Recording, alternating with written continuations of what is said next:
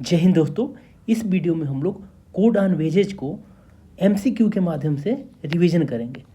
ठीक है, तो पहला क्वेश्चन स्टार्ट करते हैं। पहला क्वेश्चन क्या कर रहा है, the code on wages 2019 consolidates how many existing labour law.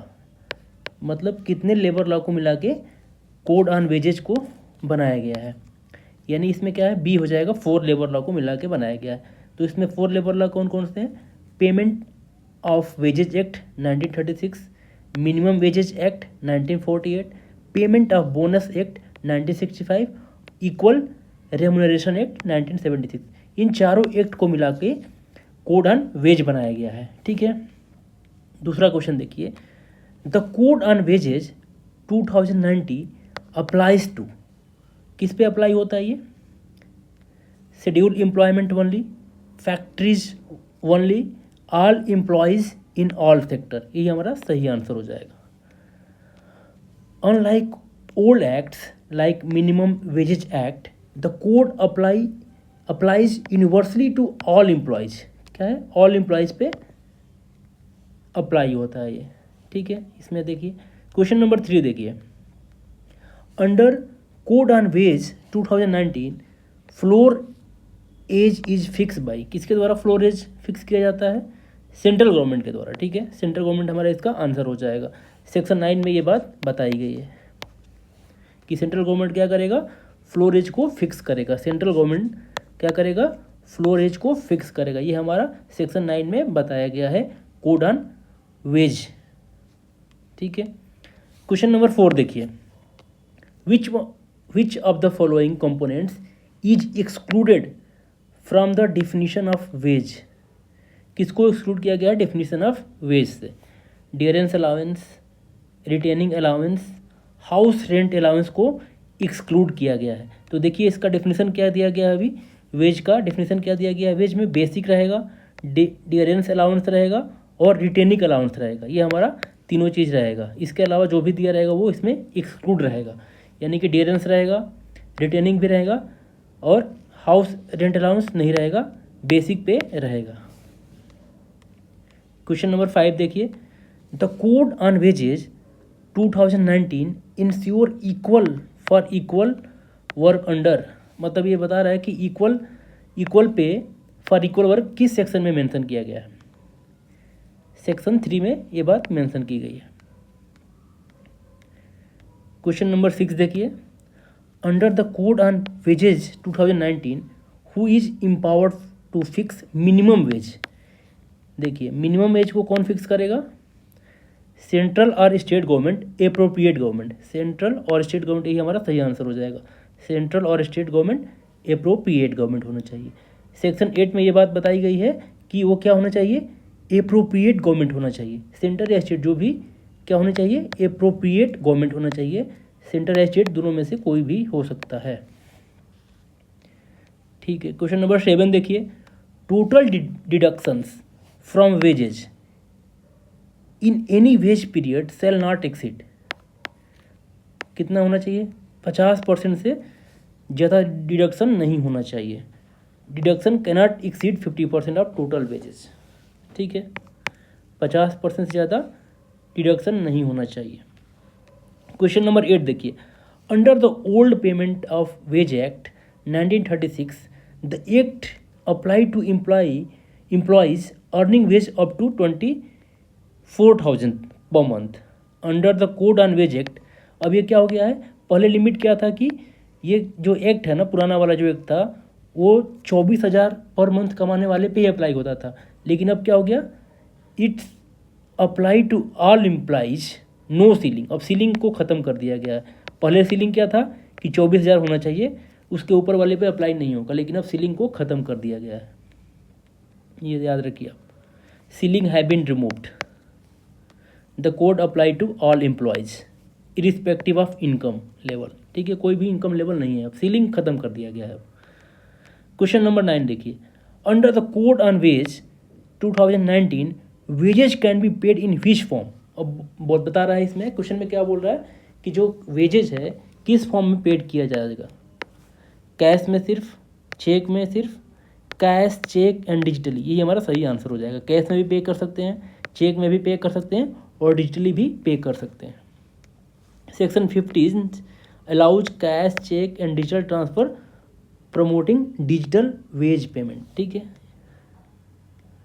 Question number 10 देखिए, which of the following is the new concept introduce in the code on wage 2019 में। जो फ्लोर वेज का कंसेप्ट है ना, ये नया ऐड किया गया। फ्लोर वेज का कंसेप्ट नया चीज़ ऐड किया गया है कोड में हमारे। Floor wage section 9 is new provision introduced to insure minimum level wage benchmark across India. ठीक है, फ्लोर वेज को सेक्शन 9 में ऐड किया गया है, नया कंसेप्ट है ये हमारा। क्वेश्चन 11 देखिए, the inspector come facilitator system under the code replace. जो इंस्पेक्टर कम फैसिलिटेटर किसको रिप्लेस किया है? जो पहले ट्रेडिशनल इंस्पेक्टर होता था ना, उसको इंस्पेक्टर कम फैसिलिटेटर से रिप्लेस किया गया है। ट्रेडिशनल इंस्पेक्टर को इंस्पेक्टर कम फैसिलिटेटर से रिप्लेस किया गया है। इससे क्या होगा? इंस्पेक्टर राज खत्म हो जाएगा। ये बात सेक्शन 15 में मेंशन किया गया है। क्वेश्चन नंबर 12 देखिए, the time limit for payment of veg after the end of the ways period is. Time limit क्या दिया गया है? देखिए, the time limit for payment of veg क्या होना चाहिए? ओल्ड में क्या है? देखिए, 3 days for less than or equal to 1000 worker and 7 days for others. ये हमारा 7 days for less than 1000 worker and 10 days for others. ये हमारा बी हमारा आंसर सही हो जाएगा। द ओल्ड रूल रिटेन इसमें किया गया है। 7 days इफ वर्कर कितने होंगे? अगर 1000 से कम वर्कर हैं तो 7 days और अदरवाइज 10 days। ये आपको माइंड में याद रखना है। टाइम लिमिट है of for payment of wages के लिए। क्वेश्चन नंबर 13 देखिए, under the code on wages claim regarding under payment of wages must be filed within. कितने दिन के अंदर अंडर पेमेंट ऑफ वेजेज को must be filed within, कितने दिन में इसको क्लेम कर लिया जाएगा? तो इसका आंसर हो जाएगा 30 days, 90 days, 60 days, 90 days and 1 year। तो इसका आंसर क्या हो जाएगा? 19 days। Section 45 sub section 2 claiming to be made within 19 days, यानी कि जो क्लेम है ना उसको 90 day के अंदर में फुलफिल करना पड़ेगा। क्वेश्चन नंबर 14 देखिए, under the code on wages 2019 what is the maximum penalty for failure to pay wages. ठीक है, कितना पेनल्टी मैक्सिमम लगेगा? ये 50,000 लगेगा। ठीक है। क्वेश्चन नंबर 15 देखिए, which one of the following benefited is retain unchange under the code on wages 2019 from the old payment bonus act. देखिए, इसमें क्या है ना, bonus eligibility 21,000 and 20 workers, wages definition, over time rate, inspection system. देखिए, जो bonus applicability और limit है ना, इसको रिटेन किया गया है। जो बोनस, ये हमारा क्या हो जाएगा? इसका पहला आंसर हो जाएगा। और सारी चीज़ चेंज की गई है। बोनस एलिजिबिलिटी क्या है? 21,000 और 20 वर्कर्स। ये हमारा 20 employees and 21,000 wages ceiling are retained as before. इसको रिटेन किया गया है, आपको माइंड में रखना है। और ये सारी चीज़ें चेंज की गई है। 16 देखिए, the code on wages 2019 allow the central government to revise the floor wages. यानी फ्लोर वेज को रिवाइज कितने साल पे करेंगी?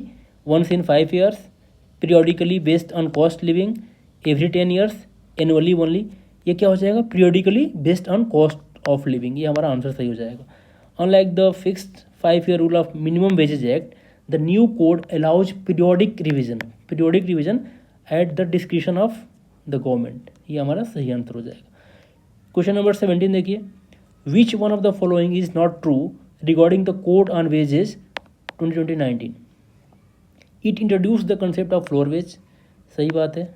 It's apply only to the schedule employment, गलत हो जाएगा यही, तो ये हमारा सही आंसर हो जाएगा, क्योंकि हमने पढ़ा था कि ऑल एम्प्लॉय पे हो जाएगा, ठीक है। तो ये हमारा शेड्यूल पे नहीं होगा, बस ऑल एम्प्लॉयमेंट्स पे होगा। क्या होगा? ऑल एम्प्लॉयमेंट्स पे होगा। Appropriate governments under the code on wages act means क्या होता है? Central government for railways, mines, major ports and state government for others, ये हमारा क्या हो जाएंगे? एप्रोप्रिएट गवर्नमेंट का डेफिनेशन हो जाएगा।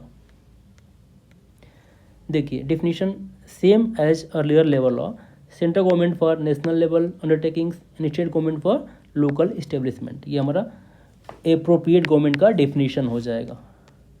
क्वेश्चन नंबर 19 देखिए, under the code on wages 2019 which authority hears appeals against claim decision, यानी अपील कहाँ करेंगे आप?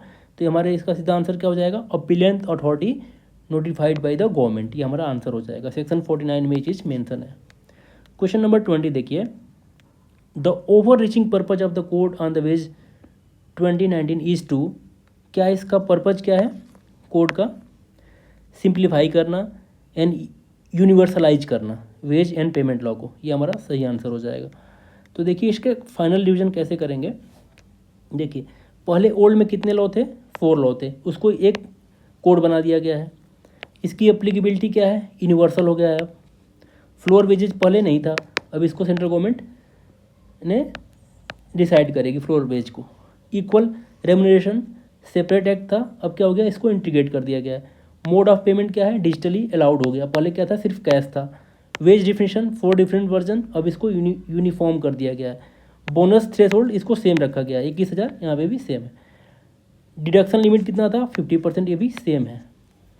इंस्पेक्शन क्या हो जाएगा? मल्टीपल इंस्पेक्टर, अब इसको यूनिफाइड कर दिया गया है। पेनल्टी फॉर नॉन पेमेंट पहले 5,000 था, 50,000 कर दिया गया है। पहले क्या था? फ्रेगमेंटेड था, अब क्या हो गया? इसको सिंप्लीफाइड कर दिया गया। तो चलिए नेक्स्ट